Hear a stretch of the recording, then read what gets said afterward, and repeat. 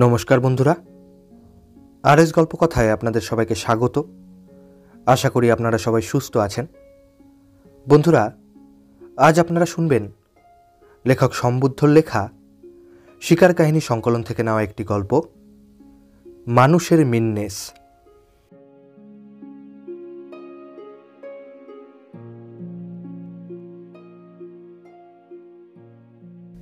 কান্তি চৌধুরী বলিলেন, শিকারীকে সব রকম বিপদের জন্য তৈরি থাকতে হয়। বিপদ আগে থেকে জানান দিয়ে আসে না, সত্যিকার বিপদ আসে হঠাৎ। সেই সময়ে যে মাথা ঠিক রেখে চলতে পারে সেই বাঁচে, না পারলে নিশ্চিত মৃত্যু। আমাদের দেশে একটা কথা আছে, রোজাকে বাগে পেলে ভূতে ছেড়ে কথা কয় না। জানোয়ারদেরও তাই। শিকারী যেমন তাদের মারবে বলে তাকে তাকে থাকে, তারাও শিকারী দেখলে চিনে নেয়। ও তাদের একটা ইনস্টিংক্টের মতো। বাগে পেলেই তারা শিকারীকে আক্রমণ করে। শিকারীর প্রাণ ঝুলছে সূক্ষ্ম সুতোর ওপর। চারদিকে হুঁশ রেখে তাকে চলতে হয়। কখন যে কোন জিনিসটা কিভাবে কাজে লেগে যায় তার কিচ্ছু ঠিক নেই। এই ধরো নেপালের সেই ভালুকের ব্যাপারটা। হঠাৎ বুদ্ধি খাটিয়ে আর একবার কি ভয়ানক বেঁচে গিয়েছিলাম সেই গল্প বলি শোনো। বার্মার একটা জঙ্গল আমাদের কোম্পানি থেকে ইজারা নেওয়া হচ্ছিল। জায়গাটা আপার বার্মায়, মিচিনা থেকে কিছু দূরে। ওদিকটাতে বার্মা রেলওয়ের শেষ স্টেশনই মিচিনা। সেখানে নেমে আরও অনেকটা যেতে হয়। 1010 একর নিয়ে বন। সেই বন মেপে জুপে চৌহদ্দি ঠিক করে নিতে হবে। ফরেস্ট ডিপার্টমেন্টের সঙ্গে কথাবার্তা পাকা করতে হবে। কাঠ কাটাবার জন্যে লোকজন ঠিক করতে হবে। কাঠ কাটিয়ে কোন পথে চালান দেওয়া যায় তার ব্যবস্থা করতে হবে। সে এক এলাহি ব্যাপার। যাকে তাকে দিয়ে সে কাজ হয় না। তাই আবার জায়গাও খারাপ। না আছে লোকালয়, না আছে পথঘাট। বন ভর্তি ময়াল সাপ, হাতি আর বাঘ। জেনে শুনে সেই মৃত্যুপুরীতে কোনো কর্মচারী যেতে চায় না। শেষ পর্যন্ত ঠিক হলো আমিই যাব। আমরা বলিলাম, বার্মাতেও কি বাঘ আছে? রয়্যাল বেঙ্গল? কান্তি চৌধুরী বলিলেন, রয়্যাল বেঙ্গল বলো কাকে? আমরা বলিলাম, কেন, বড় বাঘ যেগুলো। কান্তি চৌধুরী বলিলেন, বড় বাঘ হলেই রয়্যাল বেঙ্গল হয় না। অবশ্য ভুলটা শুধু তোমাদের নয়, ও ভুল অনেকেই করে। আমরা বলিলাম, তবে? কান্তি চৌধুরী বলিলেন, বেশ, সেই কথাটাই তোমাদের আগে একটু বলিনি। ভুল ধারণা থাকাটা কোনো কাজের কথা নয়। বলতে গেলে গোটা ভারতবর্ষই বাঘের দেশ। সায়াম চায়নাতেও বাঘ আছে, তবে সেগুলো এর কাছে কিছুই নয়। আফ্রিকায় বাঘ নেই। ইন্ডিয়াতে অনেক রকম বাঘ পাওয়া যায়। তার মধ্যে প্রধান দুটি জাত, ডোরাদার আর বুটিদার। ডোরাদার বাঘরা দেখতে বড়, তাদের শক্তিও বেশি। বুটিদাররা ছোট। এদের চলতি নাম চিতেবাঘ বা গুলবাঘা। ঘ্যাতর ঘ্যাতর করে ডাকে, তাই পূর্ববঙ্গে বলে ঘ্যাতরা বাঘ। ইংরেজিতে বলে লেপার্ড বা প্যান্থার। মানুষকে এরা বড় একটা ঘাটায় না। মাছ, ছাগল, ভেড়া, কুকুর, গরু এই সব খায়। বিশেষ করে এদের প্রিয় খাদ্য হচ্ছে কুকুর। পোষা জন্তু মারবার সুবিধা হবে বলে এরা অনেক সময় গ্রামের ভেতরে এসে বাসা করে। মানুষের পাশাপাশি থেকে থেকে মানুষকে ভয় ডরও কম করে। লেপার্ড আর প্যান্থার আসলে একই না দুটো জাত তা নিয়ে তর্ক আছে। কেউ বলেন একই, কেউ বা বলেন দুটো আলাদা ভ্যারাইটি। কিন্তু আলাদা যারা বলেন তারাও এদের মধ্যে তফাৎটা ঠিক কোথায় তা স্পষ্ট বলতে পারেন না। কেউ বলেন লেপার্ডের গায়ের চক্করগুলোর মাঝখান ফাঁপা, প্যান্থারের চক্কর নিরেট কালো। কেউ বা বলেন ঠিক তার উল্টো। কিন্তু এও দেখেছি, বাচ্চা বয়সে যার চক্করের সবটা কালোয় ভরাট, বড় হলে তার চক্কর বাড়ল, মাঝখানে ফাঁক দেখা দিলে। আবার কেউ বা বলেন লেপার্ডরা গাছে চড়তে জানে না, প্যান্থাররা জানে। আমেরিকার জাগুয়ার এরই জাত ভাই। এ কথাও কতদূর ঠিক তা বলা শক্ত। আসলে বেড়ালের জাত, গাছে চড়তে জানে সবাই, তবে ভারী হয়ে গেলে সাধ্যে কুলোয় না সব সময়ে। লেপার্ড প্যান্থারকে কেউ কেউ বলেন চিতা, সেটা একেবারেই ভুল। চিতে বাঘ এদের বলা হয়, কিন্তু চিতা সম্পূর্ণ ভিন্ন বস্তু। তার দেহ হালকা, গড়ন এবং চলাফেরা অনেকটাই কুকুরের মতো। নখ খোলা, গায়ে চক্কর নয়, কালো ছিট। চিতা দৌড়তে ওস্তাদ। শিকারী কুকুরের মতোই এদের কাজে লাগানো যায়। আকবর অনেক চিতা পুষতেন। চিতাকে চেন বেঁধে বনে নিয়ে যাওয়া হতো। হরিণ দেখিয়ে চিতাকে ছেড়ে দেওয়া হতো। চিতা দৌড়ে হরিণকে ধরত, কামড়ে আটকে রাখত, যতক্ষণ শিকারী গিয়ে না পৌঁছয়। ভারতবর্ষে এককালে অনেক চিতা ছিল। এদের প্রধান আড্ডা ছিল সিপি, যাকে বলো মধ্যপ্রদেশ। এখন ভারতবর্ষের চিতা লোপ পেয়ে গেল। পৃথিবীতে এখন চিতা আছে শুধু আফ্রিকাতে। ইংরেজিতে এদের চিতাই বলা হয়। ডোরাদার বাঘদের ইংরেজি নাম টাইগার। টাইগারকে এক কথায় ভারতবর্ষেরই জীব বলা চলে।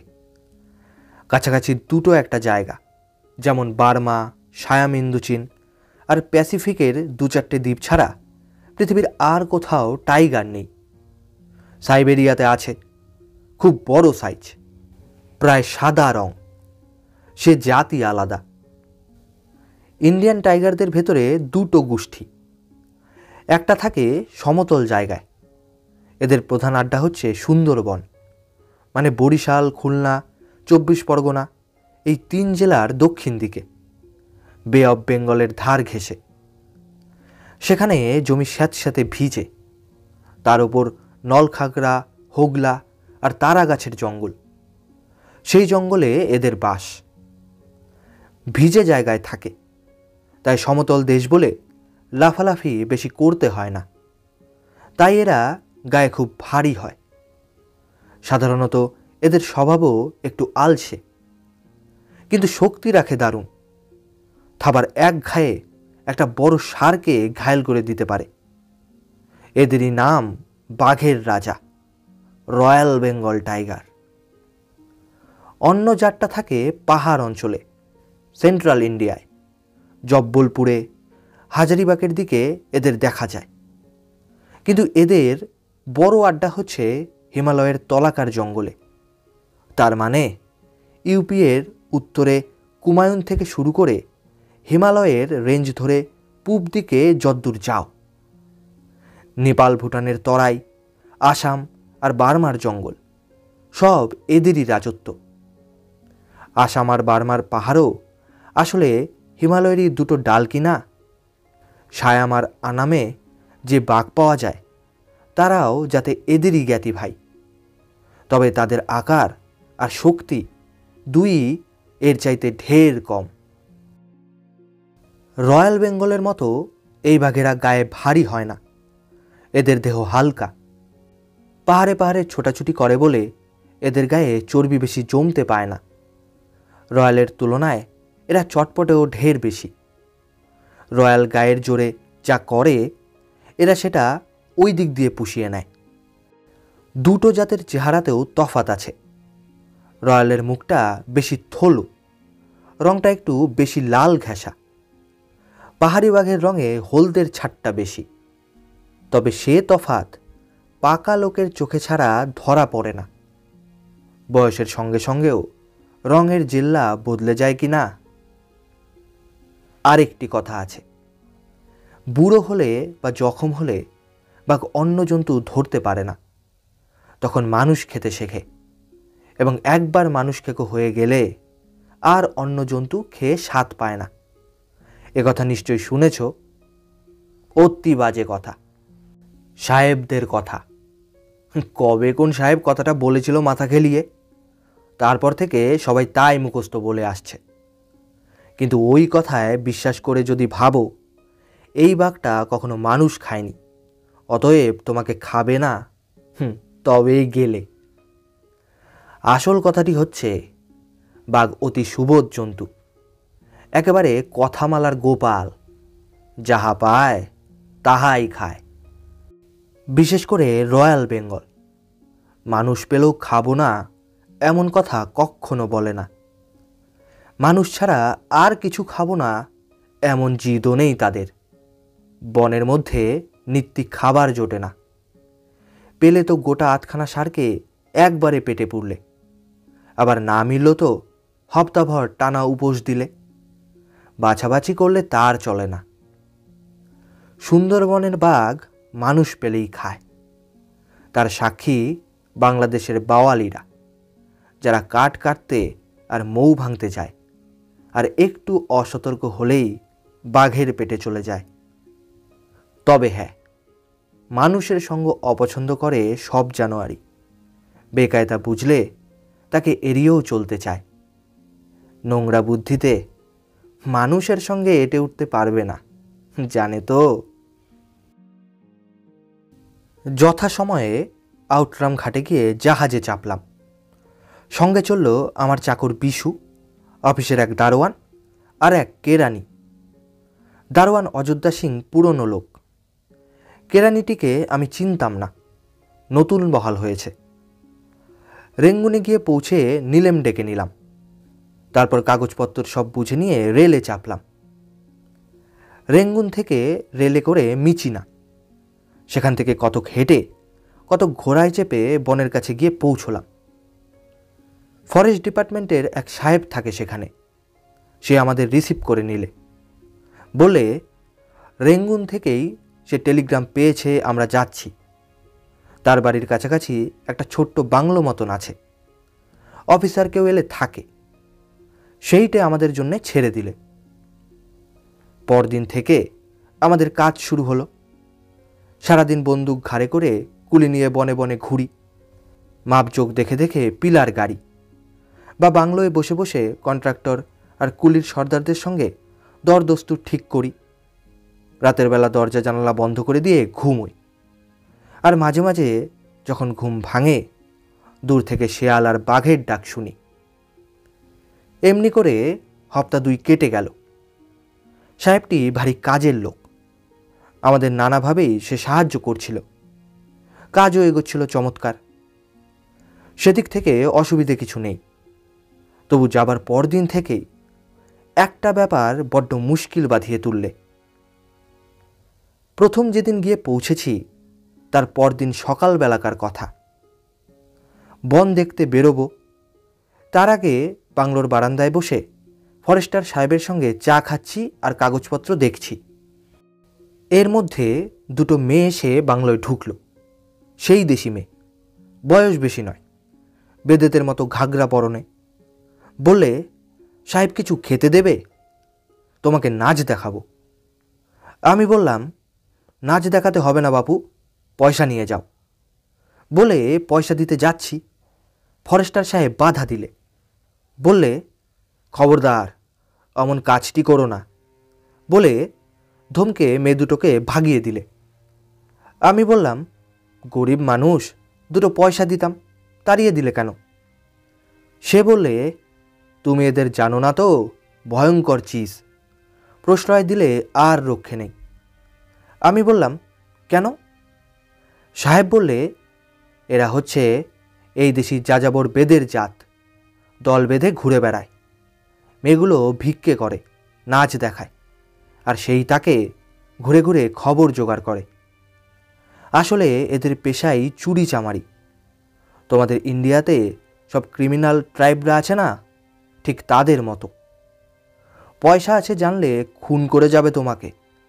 এদের কখনো পয়সা করি দেবে না, বাংলোর ত্রিসীমানায় আসতে দেবে না।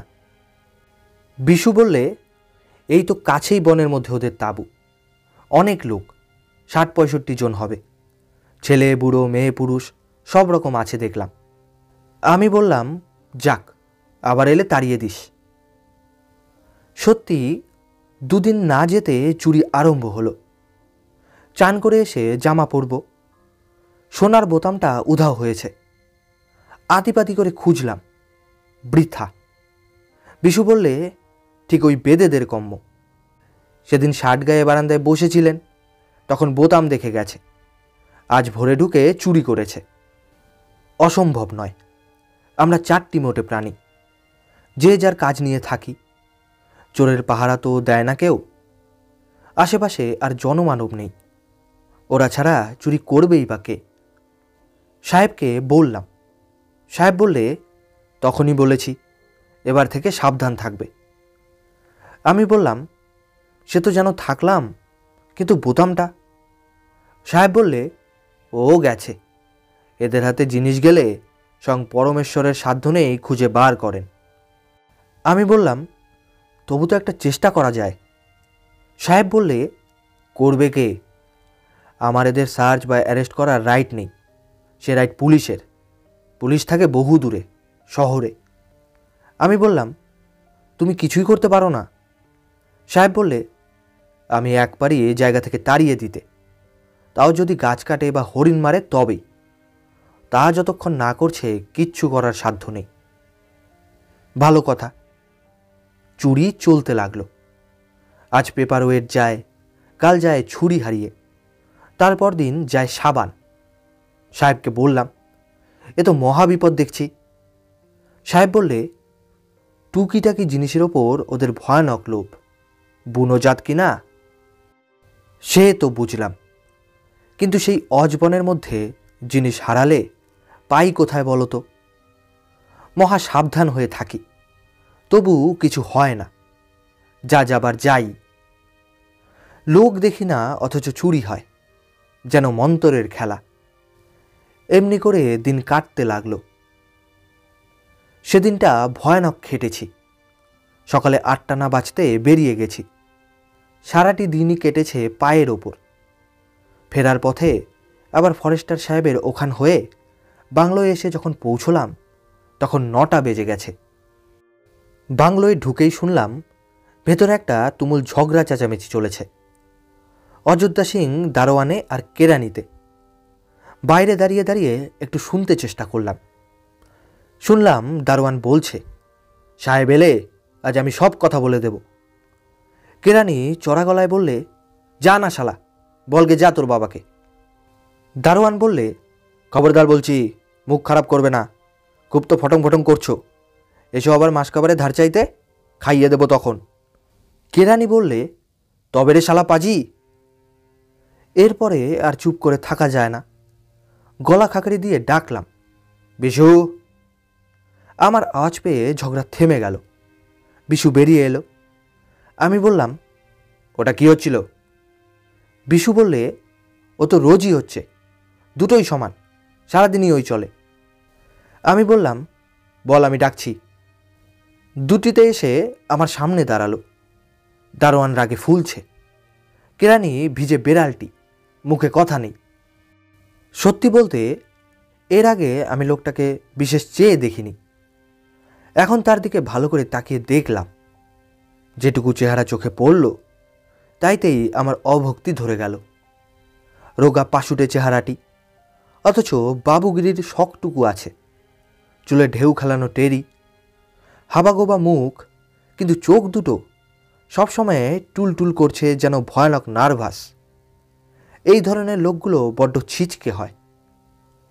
একটুক্ষণ তাকিয়ে থেকে আমি বললাম, কিসের ঝগড়া হচ্ছিল? দারোয়ান সেলাম ঠুকে বললে, সাহেব আপনি বিচার করুন। রসুই ঘরে আস্ত 1 টিন ভর্তি চিনি রেখেছি, তার আর্ধেকের বেশি কেরানিবাবু চুরি করে খেয়েই দিয়েছে। কেরানি হাউমাউ খাউ করে বললে, আগে না স্যার, খাইনি, সব ওই শালার বানানো। আমি ধমকে বললাম, চুপ করুন। সুপিরিয়রের সামনে এই ভাষা বলতে আপনার লজ্জা হলো না? দারোয়ান বললে, আপনি নিজে দেখবেন সাহেব, ভাড়ারের ঘি মশলা মিষ্টি কিচ্ছু থাকে না, সব চুরি করে করে খায়। বুড়ি তাজ্জব কি বাত। কেরানি বললে, না স্যার, আমি ভদ্রলোকের ছেলে স্যার, ওর কথায় আপনি বিশ্বাস করবেন না। আপনাকে বলছি, আমি যদি স্যার খেয়ে থাকি তবে আমি কায়েদের ছেলে নই। আমি বললাম, থাক হয়েছে, আপনি অফিস স্টাফ আর ও দারোয়ান। আপনি ওর সঙ্গে সমানে ঝগড়া গালিগালাজ করতে যান কি বলে? যে অফিসে আপনি চাকরি করেন তার একটা ডিগনিটি নেই? সে বললে, না স্যার, আমি গালিগালাজ করিনি। আমি বললাম, মিথ্যে কথা বলে লাভ নেই, একটু আগেই আমি নিজে শুনেছি। ভদ্রলোক কায়েতের ছেলে হয়ে আপনি ইতর ছোট লোকের মতো দিব্যি গালেন। এ কি আপনার প্রবৃত্তি? ডিসগ্রেস। ফের যেন আমার কানে এসব না আসে। দারোয়ানকে বললাম, তোমার যা নালিশ থাকে আমাকে বলবে। তুমি কেন তোমার অফিসারের সঙ্গে ঝগড়া করতে যাও? ফের অমন হলে আমি তোমাকে ডিসমিস করে দেব। দুটোতেই গজগজ করতে লাগলো। সারাদিন খাটুনির পর আবার এই উৎপাত। মাথাটাই গরম হয়ে গেল সেদিন। ঘুম আর পায় না। খাওয়া দাওয়া সেরে অনেক রাত অবধি বাইরে বসে বসে বই পড়ে কাটালাম। বিশু আমার ঘরে জল টল দিয়ে মশারি ফেলে দিয়ে গেল। তখন হঠাৎ বললে, দারোয়ান মিছে বলেনি, কেরানিবাবুর একটু হাট টান অভ্যেস আছে। আমি বললাম, যা। সে বললে, সত্যি, আপনার চায়ের বিস্কুট পর্যন্ত চুরি করে খায়, আমি নিজে দেখেছি। আমি বললাম, যদি খেয়েই থাকে একদিন কি হয়েছে? খিদে পেয়েছে, খেয়েছে। এসেছিস বিদেশে বিভুইয়ে, কোথায় মিলেমিশে সব থাকবি না খালি ঝগড়া আর খেয়েও খেই। বকাস নি এখন, যা। পরদিন খুব ভোরে আমার বেরোবার কথা, কিন্তু অনেক রাত করে শুয়েছি। ঘুম ভাঙল 7টায়। তাড়াতাড়ি করে মুখ হাত ধুয়ে কিছু খাবার নাকে মুখে গুজে নিয়ে পোশাক পরলাম। দারোয়ানকে বললাম, তৈরি হয়ে নাও, সঙ্গে যাবে। সে বন্দুক কিরিচ বেঁধে নিলে। বন্দুক ছাড়া এ পথে এক পা চলা যায় না। আমি বিশুকে বললাম, আমার বন্দুক? বিশু বললে, ওই তো র্যাকে, দেখে নিন। আমি বললাম, কেন, টোটা ভরিসনি? সে বললে, তা ভরেছি, তবু একবার দেখে নেওয়া ভালো। সে কথা ঠিক, সাবধানের মান নেই। বন্দুক ভেঙে দেখলাম, দুটি ঘরেই কার্টিজ পোড়া আছে। বেরোচ্ছি, দেখি বাংলোর ঠিক বাইরে রাস্তার ধারে দাঁড়িয়ে কেরানিটি। সেদিনের সেই বেদে মেয়ে দুটোর সঙ্গে ফিসফিসিয়ে কথা কইছে। আমাকে দেখেই তারা একটু যেন কেমন হয়ে গেল। কেরানি ঘুরে দাঁড়ালো, মেয়ে দুটো সরে পড়ল। আমার তখন এসব দিকে তাকাবার সময় নেই। আমি ভালো করে এদের লক্ষ্যও করলাম না। তখন সোজা বেরিয়ে গেলাম। দিনের কাজ সেরে যখন বাড়িমুখো হলাম, তখন বেলা দুপুর পেরিয়ে গেছে। খিদে পেয়েছে দারুণ। দুজনেই যথাসম্ভব তাড়াতাড়ি পা ফেলে চলেছি। আগে আগে আমি, পেছনে দারোয়ান। পাহাড়ে জায়গা, জমি সেখানে উঁচু নিচু। এক জায়গায় রাস্তাটা একটা মস্ত টিলার গা বেয়ে উঠে আবার নিচে নেমে গেছে। রাস্তার একদিকে খাড়া পাহাড়ের গা, আর অন্যদিকে বোধ হয় ধস নেমে পাহাড় ভেঙে পড়েছে। সেখানটা প্রায় 1000 ফুট খাড়া খড়। পা ফসকে তার ভেতরে পড়লে আর রক্ষে নেই। সাবধানে পাহাড়ের কোল ঘেঁষে দুজনে এগোচ্ছি। রাস্তার মাথায় উঠতে তখন অল্প বাকি। হঠাৎ একটা বোটকা গন্ধ নাকে এলো। দাঁড়িয়ে পড়লাম। দারোয়ানও আমার পাশে এসে থামল। বললে, কিসের বিশ্রী গন্ধ সাহেব? বললাম, বাঘ। দারোয়ান ঘাবড়ে গেল। বললে, রাম রাম, সে কি কথা? আমি বললাম, কথা ঠিকই, এ গন্ধ ভুল হয় না, কিন্তু দিন দুপুরে পথের মাঝখানে বাঘ বসে কি করছে? দারোয়ান বললে, এখন উপায়? আমি বললাম, উপায় আর কি, যেভাবে হোক যেতেই হবে পথ করে। এক কাজ করো, বন্দুকের ফাঁকা আওয়াজ করে দাও। আওয়াজ শুনলে খুব সম্ভব বাঘ সরে যাবে। আওয়াজ করেই আবার গুলি ভরে নেবে কিন্তু। কাঁধে ঝোলানো ছিল জলের ফ্লাস্ক আর কাটা কম্পাস। সেগুলোকে নামিয়ে রাখলাম। রেখে বন্দুক বাগিয়ে দাঁড়ালাম। পেছন থেকে দারোয়ান বন্দুক তুলে ফাঁকা আওয়াজ করলে। আওয়াজ মিলিয়ে যেতে না যেতে সামনে পাহাড়ের গায়ে একটা ঝোপ নড়ে উঠল। তারপরই তার ভেতর থেকে গর্জন করে রাস্তার উপর লাফিয়ে পড়ল। বন্দুকের আওয়াজ শুনলে বাঘ ভয় পেয়ে সরে যায়, এই চিরকাল জানি। এ বেটা বোধ হয় সদ্য কোথাও তাড়া খেয়েছিল, ক্ষেপে রয়েছে। কিন্তু তখন আর লড়াই করা ছাড়া পথ নেই। দারোয়ানকে ডেকে বললাম, হুঁশিয়ার। সঙ্গে সঙ্গে বন্দুক তুলে সই করে ঘোড়া টিপলাম। খট করে একটা শব্দ হলো, শুধু গুলি ছোটেনি। সর্বনাশ! বাঘ আমার দিকে ফিরে তাকালে। তখন আর ভাববার সময় নেই। আবার অন্য ঘোড়াটা টানলাম। আবার খট করে শব্দ হলো, আর সঙ্গে সঙ্গেই বাঘ এসে আমার ঘাড়ের ওপর পড়ল। অনেকের ধারণা আছে বাঘ আড়ি না করে আক্রমণ করতে পারে না। বাজে কথা। আড়ি করার কোনো ব্যাপারই নেই। বাঘের আক্রমণ একটা অদ্ভুত জিনিস, দেখবার মতো দৃশ্য। বাতির দিকে কিছুক্ষণ তাকিয়ে থেকে হঠাৎ চোখ ফিরিয়ে নিলে একটা লম্বা আলোর লম্বা লাইন চোখে পড়ে। দেখেছ? বাঘের চার্জও কতকটা সেই রকমের। হলদে একটা আলোর রেখা যেন চট করে সামনের দিকে ছিটকে চলে যায়। ভালো বোঝাই যায় না কি হলো। চোখ পাল্টাতে না পাল্টাতে বাঘ শিকারের ওপর এসে পড়ে। এও তাই হলো।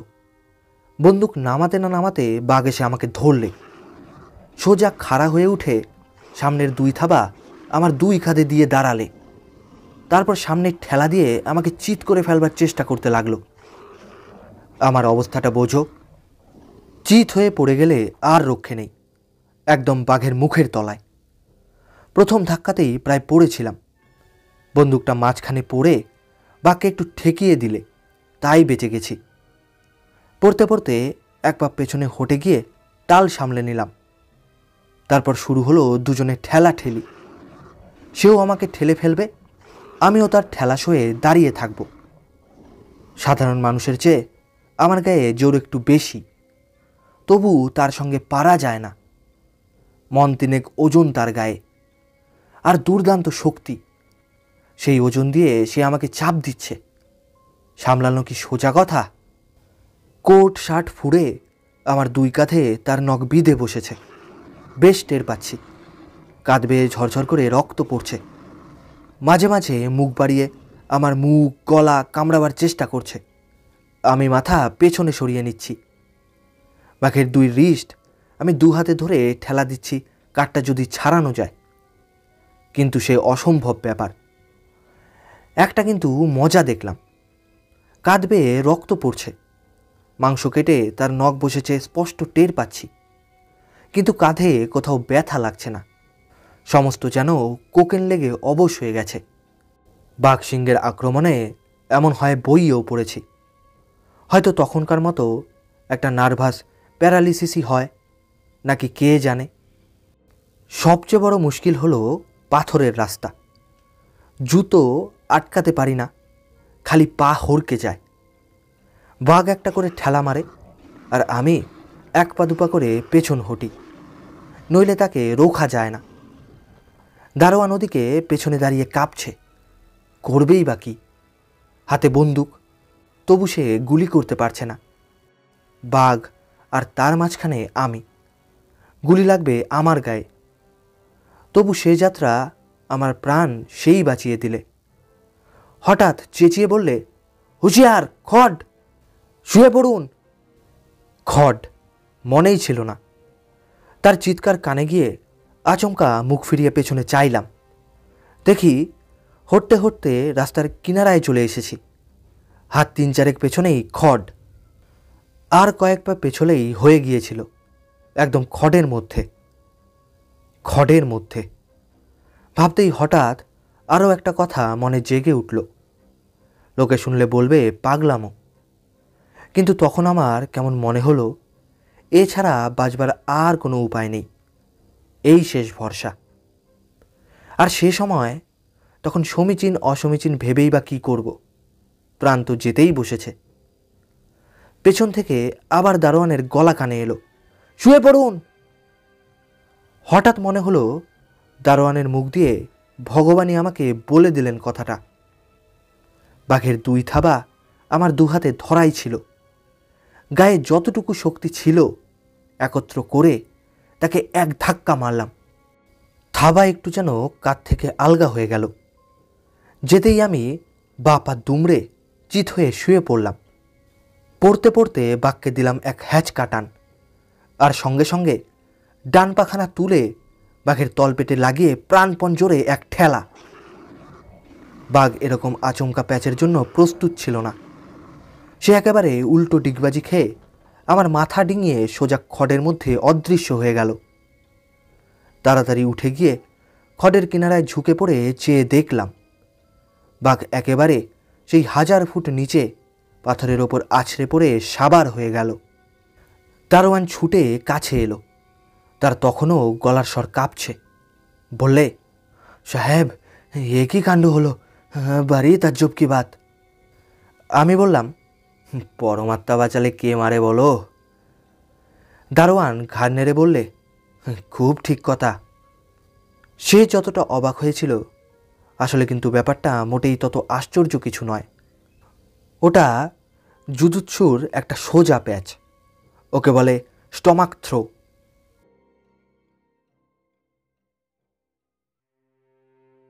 হাঁপিয়ে গিয়েছিলাম। সেইখানে বসে একটু জিরিয়ে নিলাম। বন্দুকটা তখনও মাটিতে পড়ে। দারোয়ান সেটাকে তুলে আনলে। বললে, গুলি চলল না কেন? বললাম, সেইটাই আশ্চর্য লাগছে। আসবার আগের দিন টোটা কিনেছি, রডা কোম্পানির মাল, খারাপ হওয়ার কথা নয়। খোলো তো বন্দুক। দারোয়ান বন্দুক ভেঙে কার্টিজ দুটো বার করলে। অবাক কাণ্ড, তাতে বারুদগুলি কিচ্ছু নেই। দুটো খালি কার্টিজের খোল শুধু বন্দুকে পোড়া ছিল। আমার রক্ত চড়ে গেল। বাংলোয় চলো, জলদি। একরকম দৌড়েই দুজনে বাংলোয় এসে পৌঁছলাম। বিশুকে বললাম, আমার বন্দুকে গুলি তুই নিজে দিসনি? সে বললে, আমি তো ভরেছি কাল রাত্রে, রোজ যেমন ভরি। আমি বললাম, তারপর আজ বন্দুক ধরেছিল কে? বিশু বললে, সকালবেলা তো আপনাকে বললাম বন্দুক দেখে নিন, কি হয়েছে? আমি বললাম, দেখে মানুষ নেয় কার্টিজ আছে কি না তাই, কার্টিজ বার করে দেখে না। কে ধরেছিল বন্দুক তাই বল। বিশু বললে, কিরানিবাবুকে একবার দেখেছিলাম বন্দুকের কাছে ঘুরঘুর করতে, তাইতে আমার সন্দেহ হয়েছিল। বললাম, ডাক তাকে। কেরানি এলো। তাকে বললাম, তুমি আমার বন্দুক ধরেছিলে কেন? কি বুকের পাটা, বেমালুম বলে দিলে। কই, আমি তো ধরিনি। বিশু বললে, ধরেছেন, আমি দেখেছি। কেরানি খ্যাক করে উঠল। তবে রে বেটা পাজি, মিথ্যে নালিশ করছো? আমি স্যার ভদ্রলোকের ছেলে স্যার, আমি বন্দুক দিয়ে কি করব? আমার আর সহ্য হলো না। তার চুলের মুঠি ধরে ঠাস করে এক থাপ্পড় কষিয়ে বললাম, ফের ত্রামো, বলো কেন ধরেছিলে বন্দুক? কার্টিজ বার করে নিয়ে খালি খোল পুড়ে রেখে দিয়েছ, আমাকে খুন করবার মতলব? সে কথার জবাব দেয় না, খালি মোচড় খায় আর হাত ছাড়াবার চেষ্টা করে। আমি একটা ঝাঁকুনি দিয়ে বললাম, আজ মেরেই ফেলবো তোমাকে। কি করেছো কার্টিজ দিয়ে? বলতেই সকালবেলার কথা মনে পড়ে গেল। বললাম, আমি যখন বেরোই সেই বেদে মেয়েদের সঙ্গে তোমার অত কি কথা হচ্ছিল? সে বললে, ভিক্ষে চাইতে এসেছিল স্যার, তাই তাড়িয়ে দিচ্ছিলাম। দারোয়ান বললে, ভিক্ষে চাইতে এসেছিল তাই তাদের সঙ্গে ফিসফিসিয়ে কথা বলছিলে? বাড়ি তাজ্জব কি বাত। আমি বললাম, বুঝেছি, কার্টিজ চুরি করে তাদের কাছে বেচেছ। ভেবেছিলে এক ঢিলে 2 পাখি মারবে। পয়সাও হলো, আমিও মরলাম। কেমন? সে তখনও গো ছাড়বে না। হাউ হাউ করে বললে, নিচে সন্দেহ করছেন আমাকে স্যার? এসব দারোয়ানের কাজ। আপনাকে বলছি, আমি যদি স্যার করে থাকি তবে আমি কায়েতের ছেলে নই। আমি তার চুলে আর একটা ঝাঁকুনি দিয়ে বললাম, চুপ। লোকটা এবারে বুঝলে তার পরিত্রাণ নেই। বুঝে সে হঠাৎ খেপে উঠল। ঘোত করতে করতে 2 হাতে আমার হাতটাকে খিমচে ছড়ে রক্তারক্তি করে দিলে। তারপর আর ধৈর্য থাকে না। বিশু আর দারোয়ান ছুটে এলো। বললে, আপনি ছেড়ে দিন সাহেব, আমরা দেখে নিচ্ছি। আমি বললাম, না। লোকটার মুখ দিয়ে তখন গাজলা ভাঙছে, 2 চোখ রক্তবর্ণ, পাগলের মতো। দাঁত বার করে বললে, বেশ করেছি, কেন আমাকে কাল গালাগাল দিয়েছিলে? আমি বললাম, সেই রাগে তুমি আমাকে খুন করতে চেয়েছিলে, নাও এবার করো খুন, করলে না? বলে ঠাস ঠাস করে আর কয়েকটা চড় মারলাম। চরের চোটে সে মাটিতে শুয়ে পড়ল। তারপর লাঠি মেরে মেরে তাকে বাংলো থেকে দূর করে দিলাম। বললাম, থানা পুলিশ করা আমার স্বভাব নয়, কিন্তু ফের যদি তোমাকে এখানে দেখতে পাই তো আর জ্যান্ত ফিরবে না, মনে রেখো। সে আর কথাটি কইলে না, উঠে সুরসুর করে সরে পড়ল। আমি দেশে ফিরলাম আরও মাসখানেক পরে। তার সঙ্গে আর দেখা হয়নি। কিন্তু ভেবে দেখো কি সাংঘাতিক ব্যাপার। বনের মধ্যে বাঘে তাড়া করবে, এর মধ্যে আশ্চর্য কিছু নেই। সেজন্যে মানুষ তৈরিও থাকে। কিন্তু ঠিক সংকটের মুহূর্তে দেখা গেল বন্দুকে গুলি নেই। সত্যিকার বিপদ বলে এটিকে। এতেই মানুষ মারা পড়ে। সেই জন্যেই বলেছিলাম, মাথা কখনো হারাবে না। কখন কি উপায়ে প্রাণ বাঁচাতে হবে তার কিচ্ছু ঠিক নেই। নইলে কবে কোন ছেলেবেলায় শিখেছিলাম জুজুৎসু, তখন কে জানত 25 বছর পরে সেই বিদ্যে এমন করে কাজে লেগে যাবে। আমরা বলিলাম, শেখ রানীর নাম কি ছিল? কান্তি চৌধুরী বলিলেন, আরে সে গোলা লোক, নাম শুনলে কি চিনবে তাকে? আমরা বলিলাম, বলুন না। কান্তি চৌধুরী বলিলেন, ধনেশ দস্তিদার। শুনেছি পরে নাকি কোথায় একটা পান বিড়ির দোকান করেছিল, সেইখানে বসে বসে বিড়ি পাকাতো আর আমার কুচ্ছ করত। কিন্তু কুত্তার ডাকে কি হাতি মরে?